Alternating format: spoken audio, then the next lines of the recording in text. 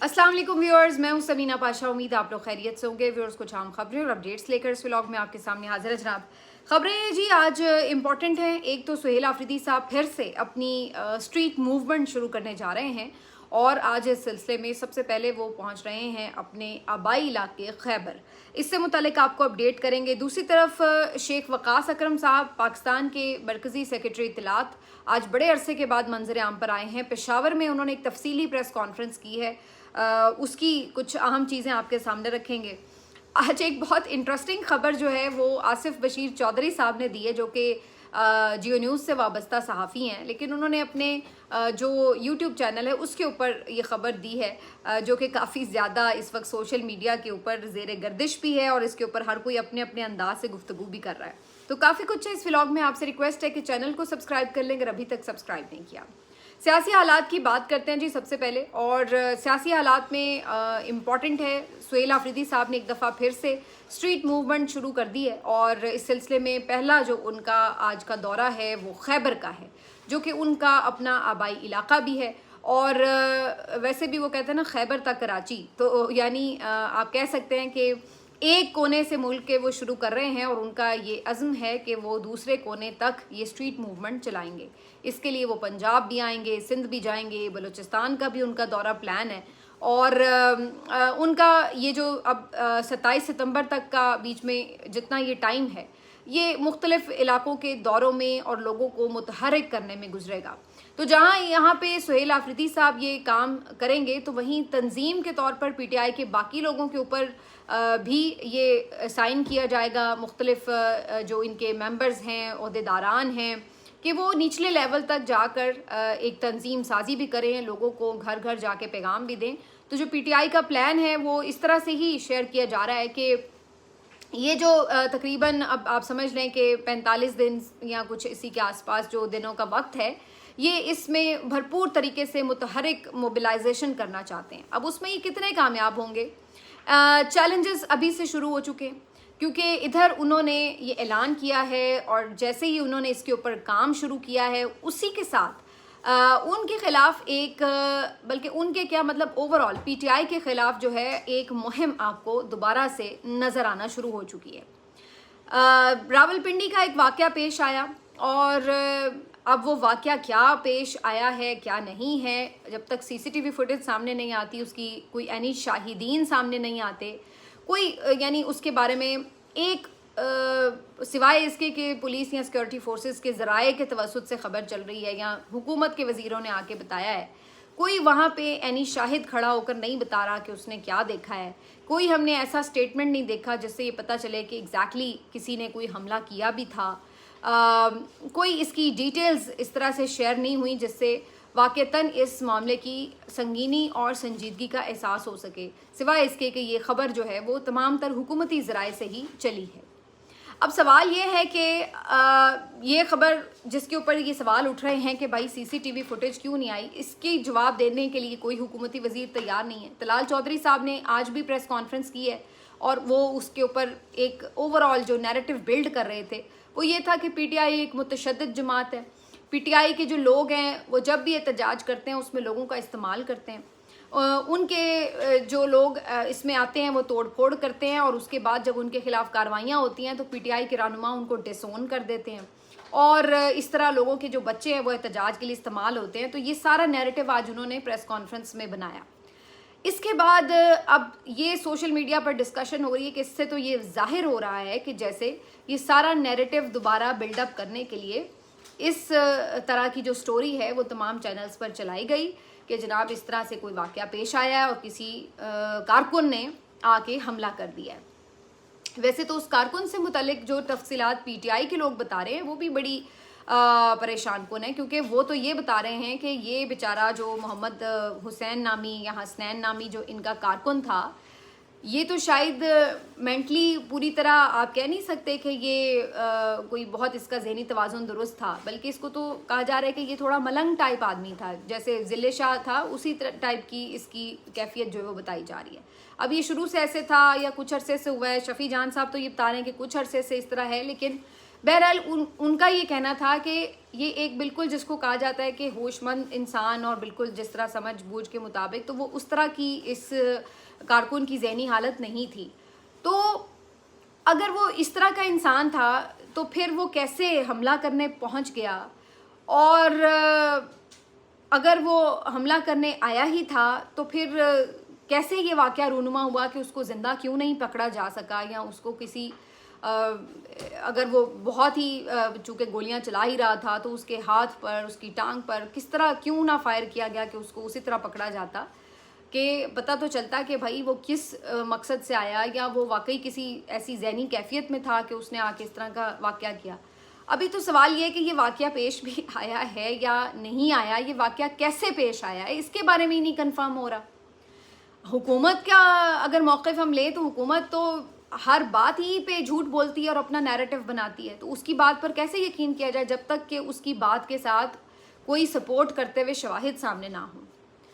तो बहरहाल तलाल चौधरी साहब का यूं आके नैरेटिव बनाना, कल वज़ीर इत्तलात अता तारड़ साहब ने भी इसी तरह की गुफ्तगू की। फिर मैं देख रही थी कि इनके सोशल मीडिया के जो अकाउंट्स थे एक्टिव, वो थोड़े से शुरू हो गए इसी के ऊपर काम करना, जिससे अंदाज़ा ये होता है कि जैसे मुमकिना लॉन्ग मार्च में लोगों की पार्टिसिपेशन को महदूद करने के लिए, उनको डराने के लिए और पीटीआई के ख़िलाफ़ एक नैरेटिव बनाने के लिए इस तरीके से इस वाक़े को इस्तेमाल किया जा रहा हो।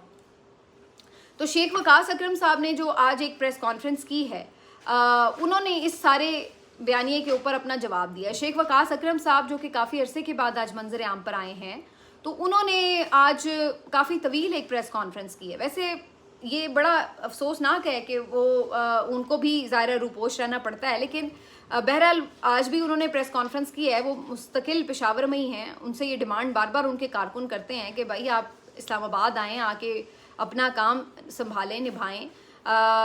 वो कहते हैं कि जी मुझे गिरफ्तारी का खदशा है, तो वो नहीं सामने आते, तो उस पर उनको एक तनकीद का सामना मुसलसल करना ही पड़ता है। तो दूसरी तरफ शेख वकास अकरम साहब ने आज जो प्रेस कॉन्फ्रेंस की है उसमें उन्होंने इस मामले पर सवाल उठाए हैं और उन्होंने जुडिशल कमीशन की तहकीकात का मुतालबा भी किया इस वाक़े के ऊपर। और उसके साथ साथ उन्होंने अपनी जो उनकी ख़वातीन है, जिस तरह से उनको जेलों में डाला गया 10-10 साल की सज़ाएँ देकर, उस पर भी आवाज़ उठाई है।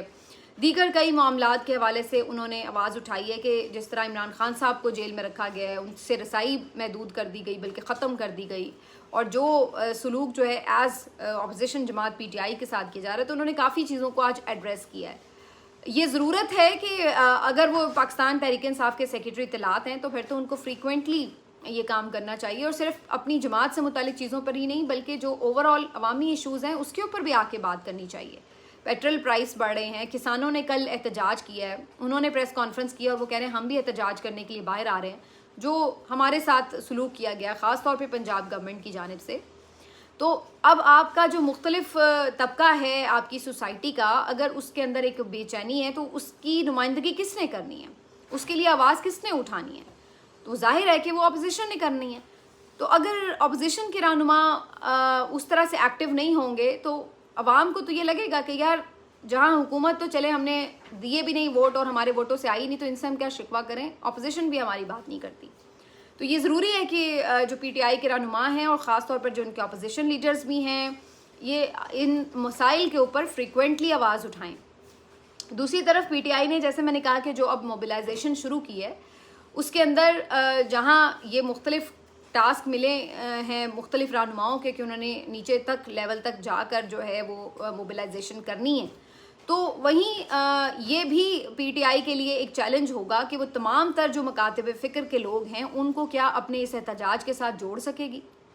क्योंकि जैसे ही एक खौफ की फ़िज़ा है, लोगों को लगता है कि हम बाहर निकलेंगे तो हमारे ख़िलाफ़ कार्रवाई होगी, हमारे ऊपर मुकदमात होंगे, हमारे कारोबार बंद हो जाएंगे, हमारे चार दिगवारी का तकद्दुस पामाल किया जाएगा और हमें पेशियों पे लगा दिया जाएगा। हम कहाँ से फेस करेंगे? पहले ही कारोबार तो है नहीं है मुल्क में, नौकरियां ख़त्म हो गई हैं, बेरोज़गारी बढ़ गई है, ऐसे में हम इन कानूनी मसाइल का सामना कैसे करेंगे? तो पीटीआई के लिए ये सबसे बड़ा चैलेंज होगा कि आपने आम आदमी को कैसे अपनी इस तहरीक के साथ जोड़ना है, ये बता कर कि आपके ये तमाम मसाइल इसी वजह से हैं क्योंकि आप लोग ये सह रहे हैं और जो हुक्मरान यहाँ पर मौजूद हैं वो आपके इलेक्टेड नुमाइंदे नहीं हैं। तो जब पीटीआई के लोग आम लोगों को अपने साथ नहीं जोड़ सकेंगे तो फिर वो एक बड़ा एहतजाज करने में कामयाब नहीं हो सकेंगे। अदरवाइज़ उनका एहतजाज वही होगा कि उनके कारकुन आएंगे, वो बेचारे मारे खाएंगे, और फिर उनके लिए तो पहले ही 4 साल से एक सख्तियों का दौर है, वही कंटिन्यू रहेगा। जब तक कि आम लोग इस तहरीक के साथ नहीं जुड़ते, इसकी कामयाबी के इम्कानात बहुत कम होंगे। और इसके लिए आपको यानी आम लोगों को अपने साथ जोड़ने के लिए थोड़ी मेहनत ही सिर्फ करनी पड़ेगी, क्योंकि लोग तो पहले ही पके पड़े हैं, तैयार हैं, क्योंकि ज़हनी तौर पर तो हर बंदा एक अजियत से गुजर रहा है ना। तो उनको तो आपको ये बताने की ज़रूरत नहीं कि आपके मसले हैं, उनको पहले ही पता है कि उनके बहुत मसले हैं। आपने उनको सिर्फ हौसला देना है या आपने उनको ये बताना है कि ये आपके साथ चलने से इन मसलों का हल निकल सकता है। ये क्या वो कर पाएंगे या लोग इस चीज़ के लिए इन क़यादत के ऊपर एतमाद करते हुए बाहर निकल सकेंगे, ये बहरहाल अपनी जगह सवाल बरकरार रहेगा। लेकिन अब इनके लिए आसान नहीं होगा ये सारी मोबिलाइजेशन। चैलेंज तो इन्हें आएंगे, अपने पार्टी के अंदर से भी आएंगे, क्योंकि जो लोग इनकी पार्टी के ये नहीं चाहते कि ये किसी भी तरह कामयाब हों या कोई इन्हें क्रेडिट मिले, तो वो इनके खिलाफ अलहदा एक मुहिम चला रहे हैं। और कुछ लोग ऐसे हैं जो कि समझते हैं कि वही ठीक हैं और दूसरा ठीक हो ही नहीं सकता, तो वो कुछ भी करे तो हमने उसके खिलाफ ही बात करनी है। तो कुछ वो लोग भी इस वक्त बरसरे पे कार हैं, और तीसरे वो हैं जो वैसे ही डिसअपॉइंटेड हैं और उनको लगता है कि कुछ भी कोई कर ले, जितनी भी नीयत से कर ले, कुछ नहीं बदल सकता। तो आपके सामने जो है वो मुख्तलिफ़ किस्म के चैलेंजेस हैं, और ये तो अपनी पार्टी के चैलेंजेस हैं। जब हम बाहर की बात करें तो ज़ाहिर है हुकूमत भी अब शुरू हो जाएगी। अभी एक मैंने जैसे एग्जांपल आपको दी, वो तो सामने आ चुकी है। इसके अलावा अब इनके पार्टी के रहनुमाओं के खिलाफ दोबारा से आप देखेंगे कि कार्रवाइयों का तेज़ी से आगाज़ हो जाएगा। जहाँ जहाँ कोई मोबिलाइजेशन स्टार्ट करेगा, वैसे वैसे मुकदमात का सिलसिला शुरू हो जाएगा, वैसे वैसे इंतकामी कार्रवाइयों का सिलसिला शुरू हो जाएगा, कारकुनों के ऊपर रेड्स शुरू हो जाएंगे। तो ये अब इनको साथ साथ हुकूमत की तरफ से प्रोपेगेंडा में भी और फस्ताई हथकंडों से भी, दोनों तरह से आपको नज़र आएगा कि ये इनको अब जाहिर है डिस्करेज करेंगे, और साथ ही साथ अंदर खाने इनसे ये भी इन्हें कहेंगे कि जी आप मना हो जाएं और ये बात ना करें एहतजाज वाली। अब पीटीआई के नर्व्स का जो है यहाँ पे इम्तिहान होगा, सुहेल आफरीदी के भी, बाकी जो इनके लीडर्स हैं उनके भी, कि क्या वो इस तमाम तर प्रेशर को जो अंदरूनी तौर पर भी होगा और बैरूनी तौर पर भी होगा, उसको फेस कर पाते हैं या उसके आगे हार जाते हैं। तो ये अब उनके लिए एक बहुत बड़ा चैलेंज है, और मीनवाइल उनको ज़ाहिर अपना काम भी करना है, और वो काम है मोबिलाइजेशन का, जो कि वो स्टार्ट करने जा रहे हैं। तो इसकी मोबिलाइजेशन कैसी रही, इसके ऊपर ज़ाहिर है अगले व्लॉग में बात हो सकेगी। अभी जब मैं रिकॉर्डिंग कर रही हूँ तो अभी ये काम शुरू नहीं हुआ। कुछ दीगर लेकिन अहम खबरें हैं जो आपके साथ मैं शेयर कर लूँ। एक तो जनाब ख़बर आई है कि कायम अली शाह साहब, जी हाँ, जो साबिक वज़ीर आला सिंध है, पीपल्स पार्टी के बहुत सीनियर तरीन रहनुमाओं में हैं, उनकी हवाले से ये खबर आई है कि उनकी साहबजादी डॉक्टर निगहत शाह, जो कि सिंध मेडिकल यूनिवर्सिटी में इस वक्त भी ओहदे पर थीं और आज उनको रिटायर होना था, लेकिन उनकी रिटायरमेंट से ठीक एक दिन पहले काबीना ने उनकी एक्सटेंशन की मंजूरी दे दी और उनको मज़ीद 3 साल के लिए प्रोफेसर जो है वो इस यूनिवर्सिटी का नामज़द कर दिया गया है। यानी कि वो मज़ीद 3 साल प्रोफेसर रहेंगी सिंध मेडिकल यूनिवर्सिटी में। तो साईं तो साईं, साईं की बेटी भी साईं, तो ये तो वही वाला हाल है भाई। इस मुल्क में किसी का रिटायर होने का दिल नहीं करता, अपना टाइम पूरा हो जाए भाई घर जाओ। पीछे बेरोज़गार नौजवान लड़के लड़कियों की लाइन लगी पड़ी है भाई, उन्हें मौका दो, वो अपने जज्बे के साथ इस मुल्क को सर्व कर सकें। पर नहीं, हमारे बाबे हमारी जान छोड़ने के लिए तैयार नहीं है। वो कहते हैं नहीं भाई, हमने ही बैठना है, हमने काम भी नहीं करना, सूरत हाल को बेहतर भी नहीं होने देना, और उसके बाद हमने जाना भी नहीं है, जान भी नहीं छोड़नी। तो अब ये एक ऐसी मूजी बीमारी है जो हमारे मुल्क में ऊपर से लेकर नीचे तक लग चुकी है कि जब ऊपर वाले ये काम करते हैं तो फिर नीचे वालों को कौन मना करे कि भाई आप क्यों रिटायर हो। हर कोई कहेगा भाई फिर अगर वो नहीं रिटायर हो रहा तो मैं क्यों रिटायर हूँ। तो फिर जाहिर सी बात है वो आपको हर जगह ऑब्लाइज करना पड़ रहा होता है। अभी ये पीपल्स पार्टी बड़े उसूली मौक़िफ़ लेके बैठी हुई थी। चंद दिन पहले तक हमें ये जो इनकी हैं पलवशा साहिबा है, सेनेटर साहिबा, वो बता रही थी कि जी हुकूमत के नेफे में पिस्तौल चल सकता है, इतने नाराज़ हैं जी पीपल्स पार्टी वाले। और फिर अगले दिन हमने देखा सदर जरदारी साहब जो कि वैसे रेजिस्ट कर रहे थे, जजेस की समरियों पे दस्तखत नहीं कर रहे थे, वो अच्छे बच्चे बन के उन्होंने दस्तखत भी कर दिए। और अब होगा क्या, होगा ये कि उनके जो पसंद के जजेस हैं वो अगले किसी मरहले में एडजस्ट कर दिए जाएंगे। तो ये जो निज़ाम है ये किसी उसूल के ऊपर तो खड़ा नहीं है। तो इसमें तो बस म्यूचुअल बेनिफिट्स हैं कि तुम मेरे बंदे एडजस्ट कर दो, मैं तुम्हारे बंदे एडजस्ट कर दूं, तुम इस तरह से फ़ायदा उठा लो, मैं उस तरह से फ़ायदा उठा लूँ। तो ये एक लूट मार मची हुई है, ना तो कोई किसी का कोई कानून बाकी रह गया है। पर्सनस को देख के, यानी शख्सियात को देख के जो है वो कानून बदले जा रहे हैं कि चूँकि जी ये साईं की बेटी है लिहाजा इसको तो रिटायर नहीं होना चाहिए, लिहाजा इसके ऊपर हम एक्सटेंशन दे देंगे, कानून ही बदल देंगे। तो ये वाली सूरत हाल है। अब इस पर बंदा क्या कहे। दूसरी तरफ आपस की इख्तिलाफात की वजह से कभी कभी एक दूसरे की चीज़ें भी सामने ले आते हैं। जैसे समा में मैं आज देख रही थी, बड़ा इंटरेस्टिंग था। समा टीवी जो कि अब्दुल अलीम खान साहब का चैनल है, और वैसे अब्दुल अलीम खान साहब की पार्टी इस हुकूमत की इत्तेहादी जमात है, लेकिन इंटरेस्टिंगली आजकल चूँकि इनके साथ कुछ नाराज़गी भी चल रही है, तो उन्होंने अब पूरी एक कैंपेन स्टार्ट की हुई है पंजाब गवर्नमेंट के ख़िलाफ़ भी। और मैं अभी देख रही थी कि सुथरा पंजाब का जो एक फ्लैगशिप मंसूबा है सो कॉल्ड मरीम नवाज साहिबा का, उसके ऊपर उन्होंने पूरा एक सेगमेंट किया है जिसमें उन्होंने 5 रिपोर्टर्स को लाइव लिया हुआ था, और वो भी पंजाब में नहीं, लाहौर के मुख्तलिफ इलाकों में। और उन्होंने ये बताया कि पंजाब के तो आप छोड़िए, लाहौर जिसके ऊपर इतना पैसा खर्च करते हैं ये लोग, और सबसे ज़्यादा उसको मॉडल सिटी के तौर पर पेश किया जाता है कि जी ये तो यूरोप भी बन गया है, उसके मुख्तलिफ इलाकों में क्या सूरत हाल है। तो जगह जगह गंदगी के जौहर, और उसके साथ डंपिंग साइट्स और कूड़े के ढेर, और टूटी फूटी गलियां और उबलते गटर, और जो कोई बारिश का पानी खड़ा है कहीं गलाजत है, और जो कुछ भी मतलब उन्होंने दिखाया है 5 मुख्तलिफ जगहों पे उन्होंने वो अपने रिपोर्टर्स के साथ लाइव कवरेज करके एक्सपोज किया है कि ये है जी सुथरा पंजाब आपका प्रोग्राम। तो हम तो पहले ही कहते हैं हम तो पहले ही आपको बताते हैं कि जितना इस मंसूबे का ढोल पीटा गया है उतनी कहानी है नहीं।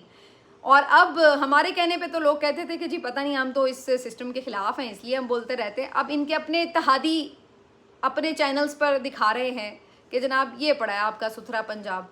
तो अब हमें कोई बता दे कि फिर हम झूठ बोल रहे थे क्या, या ये झूठ बोल रहे हैं। तो बहरहाल जी इंटरेस्टिंग है। अब ये एक दूसरे के पोल भी साथ साथ खोल लेते हैं जहाँ पे इनके कहीं मफादात को नहीं इंगेज किया जाता। अच्छा, एक जो खबर बड़ी आज इंटरेस्टिंग आई है जिसने बड़ा एक आप कह लें कि एंटरटेनिंग मवाद फ्राहम किया हुआ है सोशल मीडिया पर, वो आसिफ बशीर चौधरी साहब की खबर है, उन्होंने द न्यूज़ के लिए दी है। उनका कहना है कि इमरान खान साहब ने एक मैसेज जो है वो अकबर एस बाबर साहब को भिजवाया है, जो कि उनके पुराने साथी थे।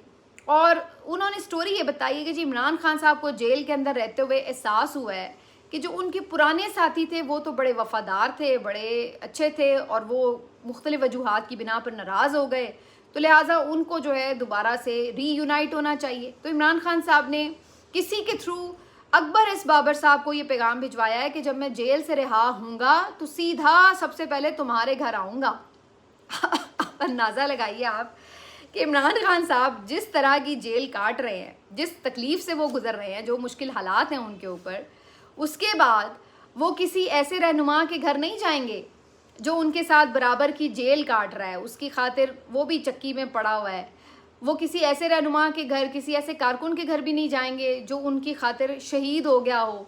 वो किसी ऐसे वकील के घर नहीं जाएंगे जिसने उनके लिए कोई 300 मुकदमे लड़ लिए हों। वो किसी ऐसे उनके रिश्तेदार के घर नहीं जाएंगे, जो अपनी बहनों के घर नहीं जाएंगे जो भी उनकी खातिर बेचारियां हर गर्मी सर्दी में बाहर रडियाला के बैठी हुई हैं। तो वो किसी के घर नहीं जाएंगे, वो अपने किसी पार्टी मेंबर के घर भी नहीं जाएंगे। वो सिर्फ जाएंगे तो अकबर एस बाबर के घर जाएंगे और जाके उनके साथ सबसे पहले मिलेंगे, क्योंकि सबसे ज़्यादा याद उनको सता रही है तो अकबर एस बाबर की सता रही है।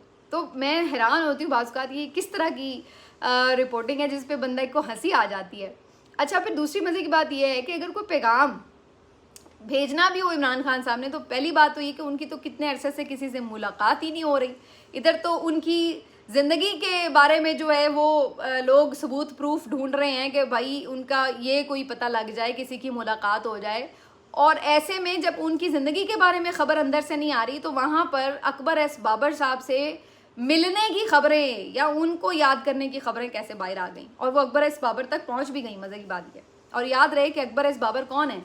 अकबर एस बाबर वो शख्सियत हैं जिन्होंने PTI के ऊपर, इमरान खान के ऊपर फ़ॉरेन फंडिंग का केस बनवाया।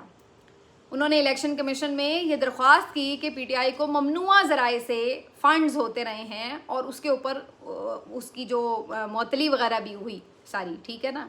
तो वो उन्होंने इस पार्टी के लिए हमेशा मुश्किलात खड़ी की हैं, वो ऐसे शख्स हैं।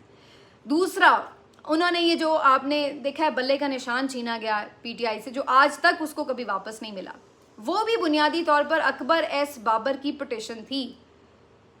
जो पीटीआई ने इंट्रा पार्टी इलेक्शन कराए उसका जो सर्टिफिकेट था वो इलेक्शन कमीशन ने जारी करना था, लेकिन जो दस्तावेजात पीटीआई ने जमा कराई, अकबर एस बाबर ने उन्हें चैलेंज कर दिया कि ये सही इंट्रा पार्टी इलेक्शन आइन के मुताबिक हुए ही नहीं है, तो लिहाजा हमें तो मौका ही नहीं मिला इलेक्शन लड़ने का, हम तो फाउंडिंग मेंबर हैं।